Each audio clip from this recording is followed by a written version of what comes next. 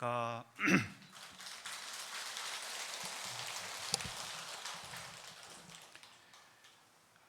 날씨가 좋아서 번뇌 때가 싹 밀면 잘 밀릴 것 같은데 이제 때가 좀 잘 부른 것 같습니까? 살짝만 밀면 이제 때가 스길 나듯이 해양을 얼마 앞두지 않았는데 슬 하면 번뇌가 쓱 밀리고 이래야 됩니다. 쓱 밀리면 거기에 이제 금빛이 착 나야 되는데 요새 경제도 어려운데 때가 밀리고 금빛이 드러나면 그것 좀 끌고다가 갖다 팔면 돈이 좀 될 건데, 그죠? 주님께서 아마 저에게 법문 자리를 이렇게 이루신 것은 기존에 하고 있는 백중기도집에 대한 내용을 좀 불자님들께 좀 알려줬으면 좋겠다라는 말씀을 하셨습니다. 그래서 제가 이렇게 올라왔는데요. 지금 책들 안 가지고 계시죠? 그러면 안 봐도 되겠습니까? 하도 읽어서 이제 뭐 그만하면 이제 좀 외울 때도 되는데, 그죠? 없으면 없는 대로 귀로 이렇게 가만히 들어보시면 또 책 볼 때 스님이 이런 거를 말씀하셨구나 하고 떠오르실 겁니다.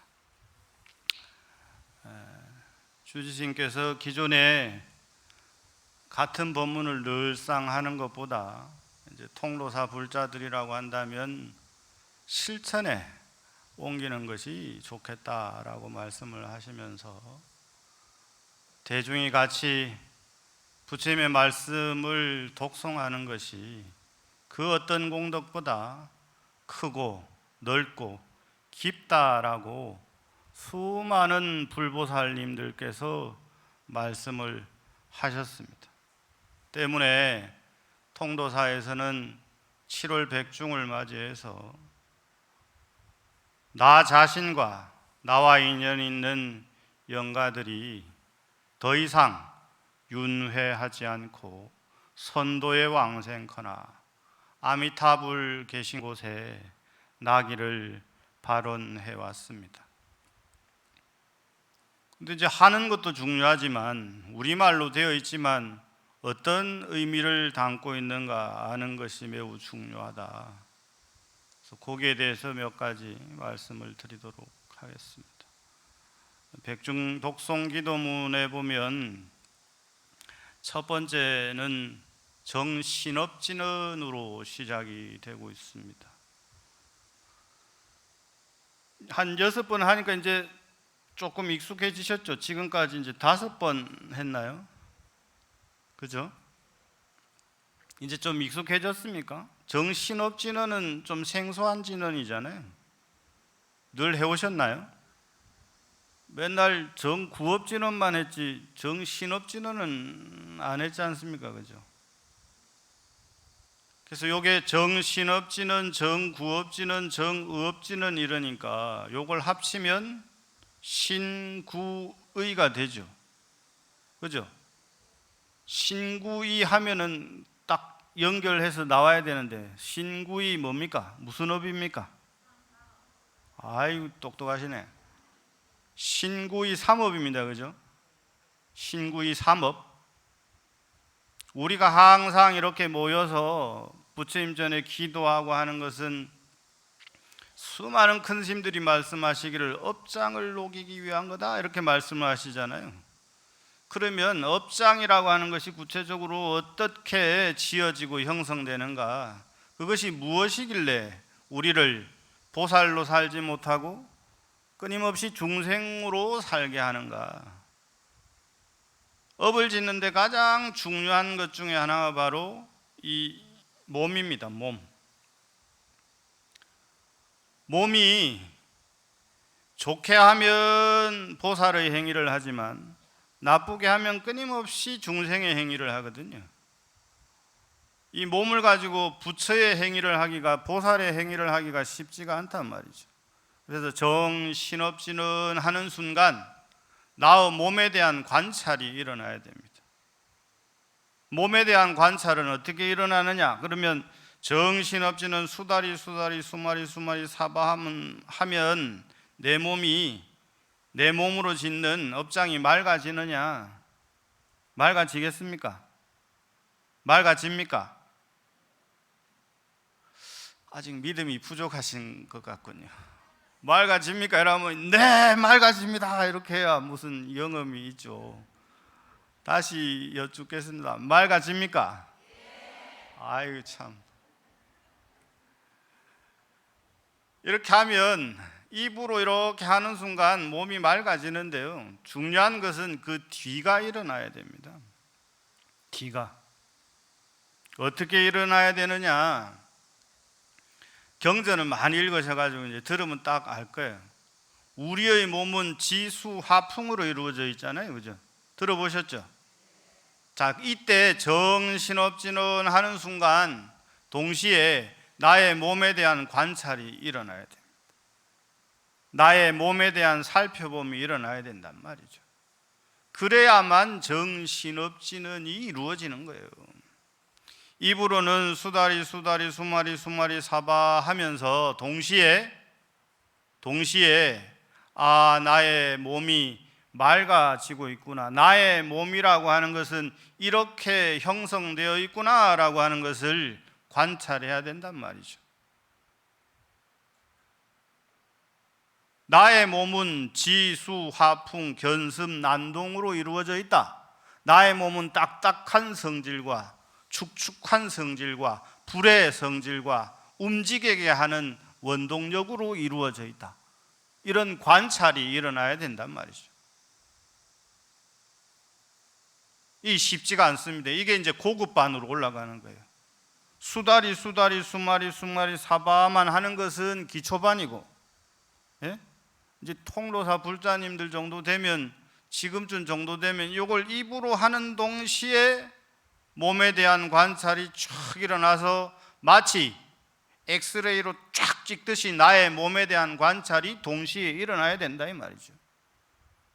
구체적인 관찰은 뭐다? 나의 몸은 지수화풍으로 이루어져 있고, 지수화풍의 특성은 견습난동이라 하여서 딱딱하고 축축하고, 그 다음에 따스하고, 그 다음에 바람의 기운을 가지고 있다. 이렇게 관찰이 일어나야 된단 말이죠. 그 다음 관찰이 일어나면 거기에서 멈추어지느냐? 아니죠. 나의 행위를 살펴보게 되어야 됩니다. 어렵습니까? 아니죠. 쉽죠? 그렇게 되면 나의 몸에 대한 관찰이 일어나면 나의 행위에 대한 관찰이 동시에 이루어집니다. 그래서 몸으로 짓는 행위를 더 이상 중생의 행위를 하지 않는 것까지 이루어져야 되죠.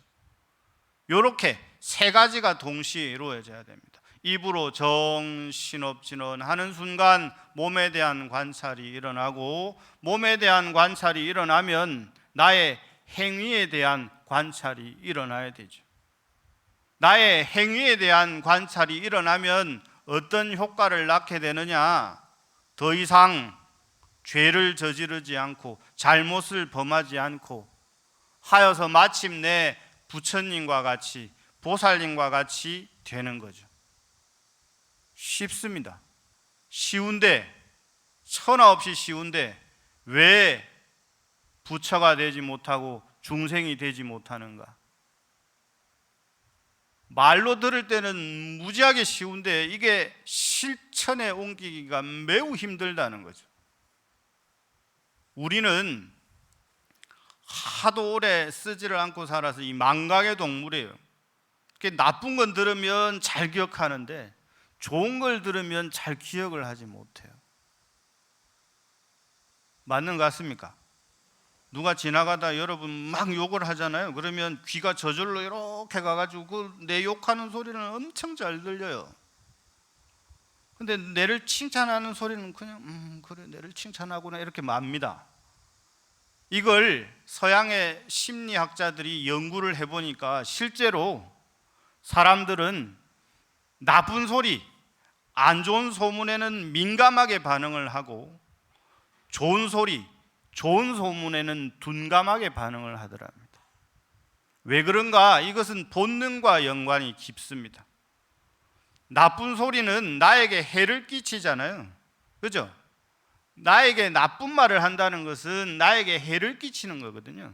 그러니까 본능적으로 살고자 하는 욕구가 강하기 때문에 나에게 안 좋은 소리, 안 좋은 정보를 줄 때는 빨리 반응을 합니다. 그러나 나에게 좋은 소리는 나의 생명을 해칩니까? 해치지 않습니까? 해칩니까? 안 해치죠. 그러니까 당연하게 받아들입니다. 뭐 당연한 소리를 그래 뒤에서 그래 할 건 없는데 앞에서 해줘도 되는데 이런 생각을 하게 된단 말이죠. 이게 인간이 가지고 있는 본능입니다. 좋지 않은 소리, 안 좋은 정보에는 민감하게 반응을 하고 좋은 소리에는 민감하게 빠르게 반응을 하지 않는 특성을 가지고 있는 것이 바로 인간이다. 그러니까 이게 쉽지가 않은 거예요. 정신없지는 수다리 수마리 사바 하는 순간 몸에 대한 관찰이 일어나야 되고 행위에 대한 관찰이 일어나서 더 이상 입으로 짓거나 몸으로 짓거나 하는 번뇌, 업장의 행위를 더 이상 하지 않아야 이 정신없지는이 완벽하게 이루어지는 겁니다. 그러면 어떻게 해야 이것이 완벽하게 이루어질 수 있는가? 연습해야죠. 지금 그러려고 여러분들이 초하룻날 또는 백중날 무슨 날 기도한다고 모여 있는 겁니다.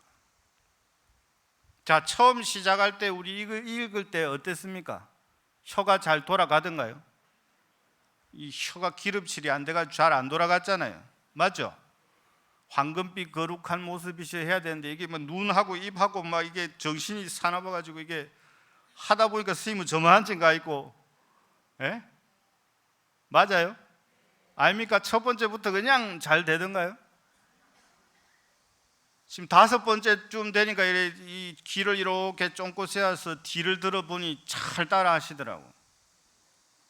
처음에 뭐 해도 이 뒤에 남은 것 같고 자꾸 뒤만 쳐다보는 것 같고 막 이렇게 시간도 안 가는 것 같고 어째 그래 길지. 여기 내용이 깁니다. 요게 전체가 하면 금강경 2번 읽는 정도 시간이 걸려요. 그러니까 처음 하면 힘들단 말이죠. 근데 한 번 하고 2번 하고 3번 하고 어떤 데 보면 저는 이래 아침 공양하면서 지나갈 때 보면 그때 벌써 법당에 와 계신 분들이 계세요. 저 지나가면서 참 대단하신 분들이다 하고 지나갑니다. 그때 책 딱 꺼내놓으시고 앉아서 탁 이렇게 넘기고 계시더라고. 보살의 경지에 오르신 것 같아. 예? 요 계신 분 중에 몇 분 계실 것 같아요. 그날 이 독송하는 날이 되면 6시 반, 7시 전에 벌써 이 법당에 오셔가지고 책을 펼쳐놓으시고 이렇게 읽으시는 분들이 계세요. 이런 분들은 어때요? 실제로 스님이랑 같이 읽을 때 잘 읽겠습니까? 아니면 더듬거리겠습니까? 잘 읽죠. 이거 역시 마찬가지입니다. 몸에 대한 관찰이 일어나려면 어떻게 해야 되느냐? 끊임없이 연습해야 되죠. 끊임없이 정신없지는이 나와 딱 하나가 돼야 됩니다. 이어서 이거 읽을 때는 막 이러다가 임영웅이 나오는 거 보면 이게 막 정신이 고 날아가가지고, 예? 저는 어떤 보살님이 뭐 여담입니다만, 예? 임영웅이 선전하는 거 스님 드시냐고 뭐냐고 그랬더니 뭐 홍삼이래. 홍삼을 선전한대. 예? 그 임영웅이 거 팔아줘야 되는데 스님이 홍삼을 드시냐 이 말이요. 나는 안타깝게도 홍삼을 안 먹소 이랬더니 임영웅이 거 지금 사줘야 되는데 스님 왜 홍삼을 안 먹냐고. 예?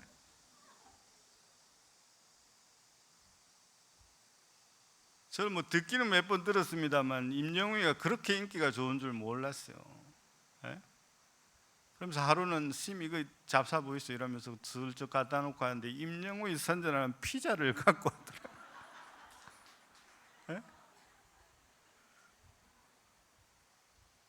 임영웅이 하트 눌러줘야 된다고 막 이렇게 막 예? 그거만큼 이 정신업진을 했으면 몸이 진짜 맑아졌을 것 같은데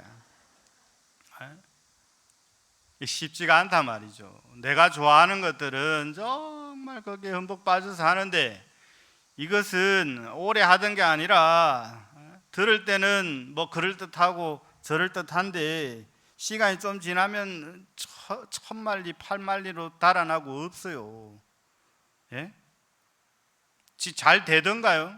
이게 하루 종일 머릿속에 맴돌면서 정신없지는이 나와 하나가 되어서 내가 손을 들 때, 내가 발을 들 때, 밥을 먹을 때, 남과 이야기를 할 때, 설거지를 할 때, 청소를 할 때 정신없지는이 나와 붙어 있어야 그래야만 정신없지는이 이루어진단 말이죠. 쉽지가 않습니다. 쉽게 되려면 어떻게 해야 된다? 끊임없이 연습해야 된다. 그래야만 정신없지는 이루어지는 거예요. 그 잘되게 하기 위해서, 그 알려드리기 위해서, 또는 다 같이 하나의 힘을 모아서 하면 훨씬 나으니까 이 청정한 도량에, 부처님 도량에 모여가지고 같이 막 합성하는 거예요. 집에서 혼자 해도 되죠. 혼자 해도 되는데 왜 구태여 이렇게 모여서 하는가? 모여서 하면 하나의 힘이 1000개, 10,000개로 늘어나기 때문에 그렇습니다. 집에 앉아서 이렇게 기도방에서 하면 참 좋은데 금방 무너져요. 집이라고 하는 공간은 나에게 편안함을 주는 공간이기 때문에 이 특별한 걸 하기가 쉽지가 않단 말이죠. 조금 하다 보면 냄새도 나고, 조금 하다 보면 전화도 받아야 되고, 조금 하다 보면 약속도 있는 것 같고. 그래서 특별한 시간을 내어서 특별한 기간 동안에 특별한 장소에서 다 같이 특별한 마음을 가지고 있는 사람들이 모여서 기도를 하는 겁니다. 기도를 하면 그 효과가 훨씬 크죠. 왜냐? 같은 목적을 가지고 모인 사람들이 있는 곳에는 그만큼의 에너지 파장이 완전히 다릅니다. 그래서 이 엄중한 시간에 굳이 이 통도사를 와서 여러분들이 함께 하는 이유가 바로 거기에 있는 거죠. 두 번째, 정구업진원도 마찬가지입니다. 정구업진은 우리 많이 하지만 요 좀 다르죠. 옴 수리 수리 마수리 수수리 사바 하는 순간 말에 대한 관찰이 일어나야 돼요. 말에 대한 관찰이 일어나면 다툼이 사라지죠. 사람이 싸우는 게 뭐 큰 걸로 싸우는 것 같지만 실제 가만히 들여다보면 큰 걸로 싸울 일은 별로 없습니다. 작은 것이 쌓이고 쌓이고 쌓여서 뻥 하고 터지죠. 한마디 말이 천냥빚을 갚는다라고 하는 것이 무엇을 뜻하겠습니까? 말에 대한 관찰이 일어나면 상대방에게 상처 주는 말, 아픈 말 할 리가 있겠습니까? 하지를 않죠. 말에 대한 관찰, 구업에 대한 관찰이 이루어지면 상대방에게 좋은 말, 칭찬하는 말 주로 하게 되겠죠. 그렇게 되면 말에 대한 관찰이 이루어진 상태에서 말을 하게 되면 더 이상 다툼이 없게 된다는 결론에 도달하게 됩니다.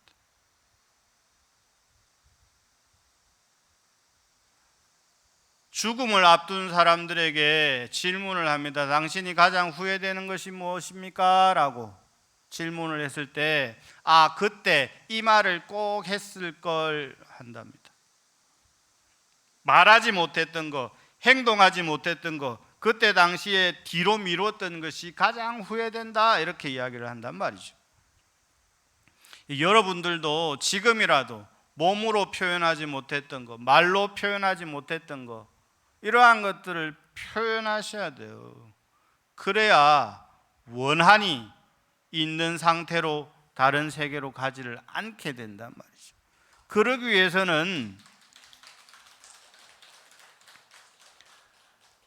위해서는 나에 대한 관찰이 철저히 이루어져야 되는데, 그 첫 번째가 몸에 대한 관찰이고, 두 번째가 입에 대한 관찰, 말에 대한 관찰, 언어에 대한 관찰이 이루어져야 됩니다. 주변에 보면 말 참 예쁘게 하는 사람들 있잖아요. 그죠? 한마디 말도 참 정스럽게 하는 사람들이 있습니다. 그런 사람들을 보면 나도 정스럽게 이야기해야 되겠다. 이 쉽지가 않단 말이죠. 타고난 천성이 있으면 저는 무뚝뚝해서 그냥 슬쩍 이래 놓고 갑니다. 놓고 가는 걸로는 표현이 안 돼요. 놓고 가면서 이거는 스님 임영미가 선전하는 거라 스님이 꼭 잡사야 됩니다. 맛있게 잡수면 좋겠습니다. 뭐라고 표현을 해야 이게 어떠한 의미를 담고 있는가를 알 수가 있게 되죠. 표현을 해야 됩니다. 어떻게? 좋게, 잘, 사랑스럽게, 빚갚을 정도로 표현을 해야 되죠. 세 번째, 정의업진언이잖아요. 이건 뭐겠습니까? 표현은 생각이라고 해놨지만 이 생각이라고 하는 것은 마음을 상징하는 겁니다. 그래서 의자를 살펴보면 요 서다라고 하는 입자 밑에 마음 심자가 이렇게 딱 들어가 있어요. 요 두 개가 합쳐지면 생각하다라고 하는 의미의 뜻의자가 되거든요.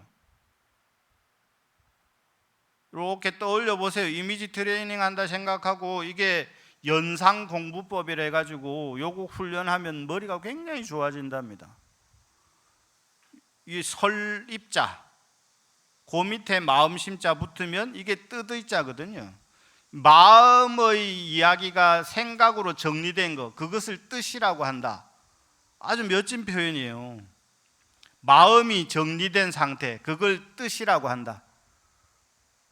그런 말 있잖아요. 생각이 정리됐다. 내가 이제 생각을 다 정리했다. 니에 대한 생각을 끝냈다. 이것에 대한 생각을 끝냈다 라고 할 때 뜻의자가 딱 만들어지는 거예요. 그러면 그게 뭐예요? 이 마음속으로 정리되어 있지 않던 것이 구체적으로 정리되었을 때 뜻이라는 말이 파생이 되거든요. 이해가세요? 뜻이라고 하는 것은 그냥 성립되는 것이 아니라 이 마음으로 저 깊숙한 곳에 있던 것들이 정확하게 분별 지어진 것을 뜻의라고 한다고요. 여기에 뒤에 이제 식자가 붙으면 의식이 되는 겁니다. 의식이 있다 없다 할 때 의식 아시죠? 이 사람이 의식이 있다, 의식이 없다. 그럼 뭐예요? 정신이 있다, 정신이 없다 이런 말이죠. 그죠? 사리 판단을 할 수 있을 때 정신이 있다라고 이야기를 하고 정신 차렸다라고 이야기를 하잖아요. 그때 바로 그 의식이라고 하는 표현이 그렇게 성립이 되는 거예요. 그러면 이 뜻의자가 가리키는 말은 마음을 상징하는 거죠. 그러면 정의업진언을 할 때는 뭐에 대한 관찰이 일어나야 되겠습니까? 뭐에 대한 관찰이 일어나야 되겠어요? 마음에 대한 관찰이 일어나야 되겠죠. 나의 마음이 어떻게 구성되어 있는가? 나의 마음은 선한 마음이 많은가? 악한 마음이 많은가? 선한 마음 반, 악한 마음 반반인가? 아니면 7대3인가? 6대4인가? 아니면 9대1인가? 나의 마음은 어떤 것이 더 많이 차지하고 있는가? 나는 평소에 어떤 생각을 많이 하고 사는가? 몸에 대한 관찰, 마음에 대한 관찰, 입에 대한 관찰이 동시에 이루어지게 되면 신구의 삼업이 맑아지는 거죠. 마음에 대한 관찰이 이루어져서 마음을 맑게 하고, 마음을 맑게 하면 입으로 나오는 말도 맑아지게 되고, 입으로 나오는 말이 맑아지게 되면 나의 몸도 맑아지기 마련입니다.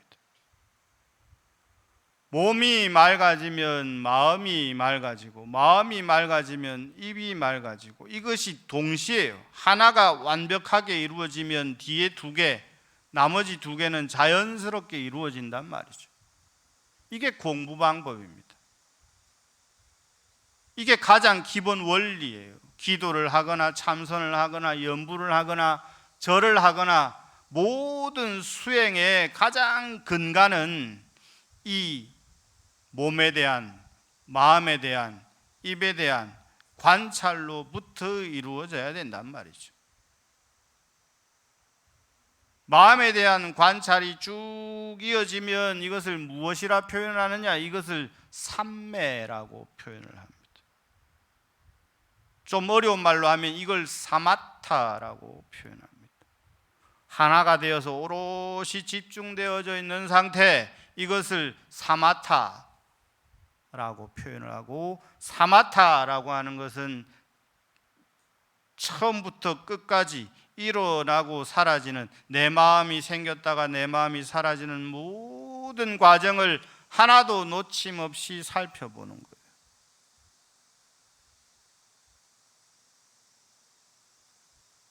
그렇게 해야만 삼업이 청정해지고, 삼업이 청정해져야만 부처님의 가피를 받을 수가 있습니다.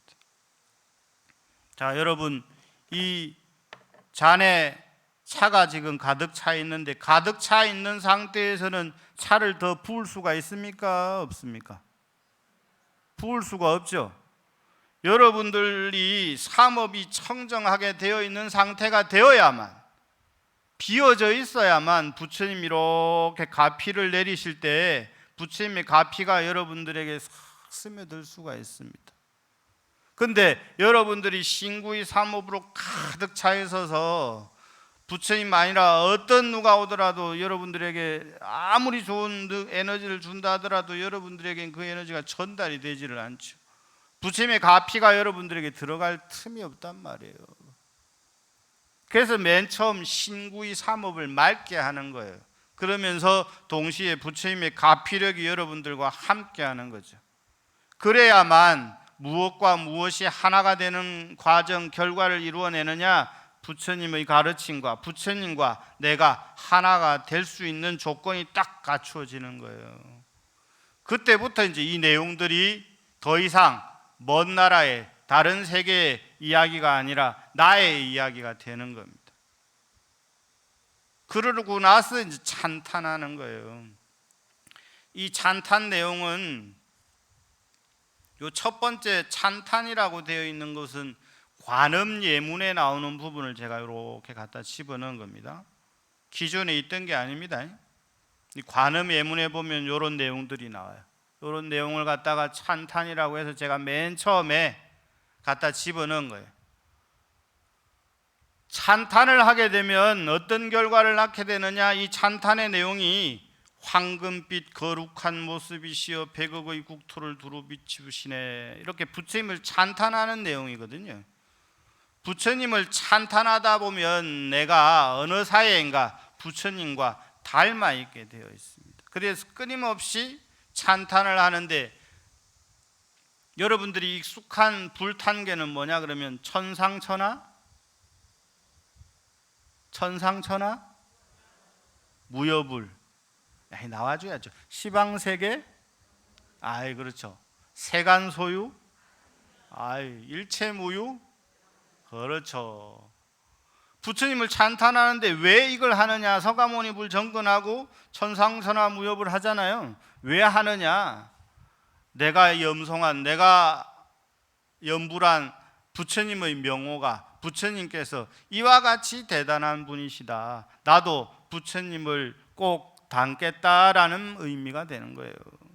여기서도 마찬가지, 부처님을 찬탄하는 내용으로 이루어져 있는데, 요 영축산은 원래 없습니다. 요 제가 집어넣은 거예요. 저백호는 영축산을 돌고 돌듯 감기였는데, 이 부처님 여기에서부터 이렇게 꼬여 올라가는 모습을 표현해 놓은 거예요.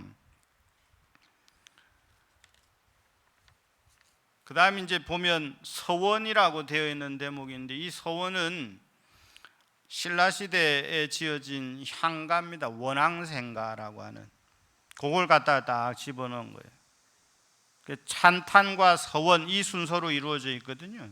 부처님을 찬탄하고, 부처님을 찬탄하는 목적이 뭐냐?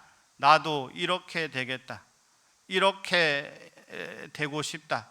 어떻게 되고 싶냐? 달아 이제 서방까지 가시나이까.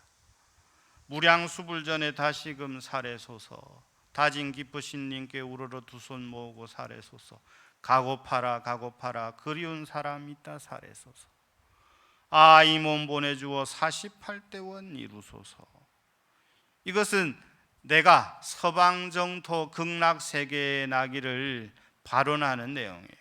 그래서 서원이라고 하는 이름의 내용으로 갖다 딱 붙여놓은 겁니다. 그러고 나서 이제 1번부터 쭉 이어지는 내용들은 균여 스님께서 지으신 화엄경 내용 중에 보현 10원가, 이 고려시대에 만들어진 노래입니다. 그러니까 지금 이걸 하게 되면 여러분들은 별로 감흥이 없으신가? 저는 할 때마다 울컥울컥 하는데 내용이 참 좋아요.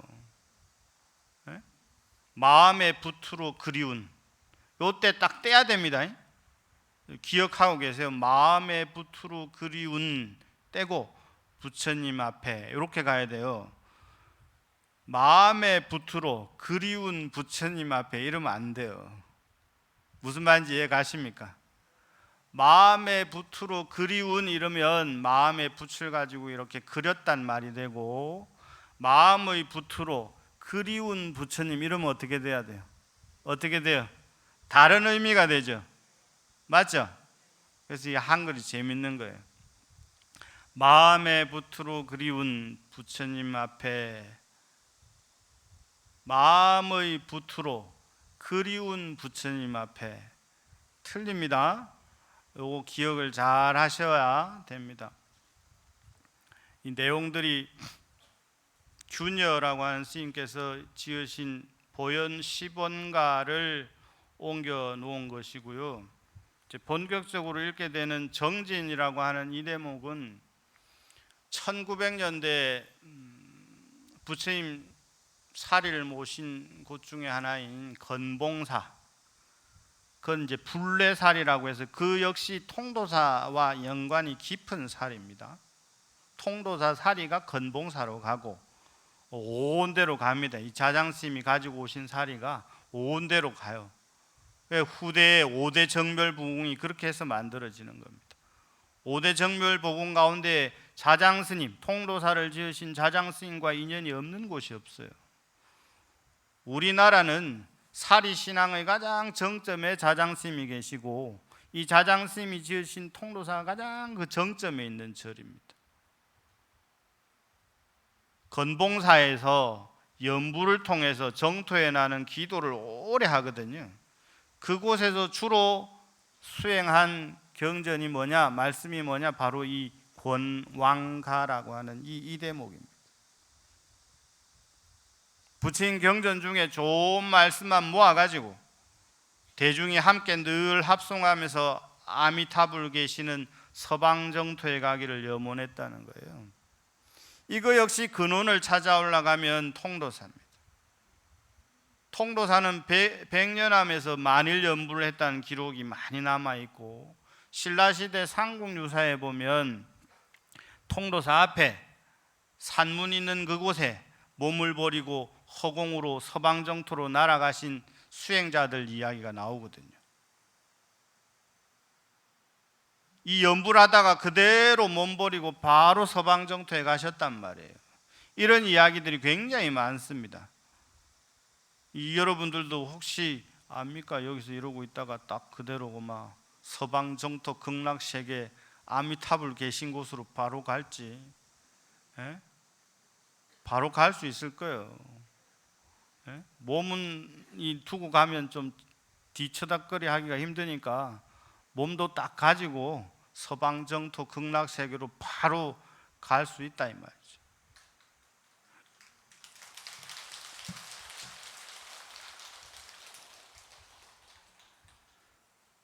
백중 기간만큼 기도에 집중하기 좋은 시간이 사실은 없습니다. 왜냐하면 통도사는 전체 합치면 약 300여 분 이상의 스님들이 항상 결제에 함께 하시거든요. 통도사는 보강선원이 있고 본당에는 서운함의 무위선언이 있고 극락암 호국선언이 있고 비구니 스님들이 정진하시는 성남사 선언이 있고 내원사 선언이 있고 제가 선언까지 합치면 300명이 훨씬 넘는 대중이 결제 정진을 합니다. 인연이 되지 않아서 그 결제 정진에는 동참하지 못한다 하더라도 백중 때마다 다 같이 모여서 부처님의 경전을 독송하고 조사의 말씀을 독송하고 선현들의 말씀을 독송하는 그 자체가 수행과 무엇이 그리 다르겠습니까? 특별한 기회다 생각하시고 틈날 때마다 기도하시고 정진하셔서 몸에 대한 관찰, 입에 대한 관찰, 마음에 대한 관찰이 딱 이루어지고 이 세 가지 관찰이 이루어진 상태에서 부처님의 가피가 늘 함께 하시는 시간 되시기를 바라겠습니다. 오늘 법문은 이것으로 마치겠습니다.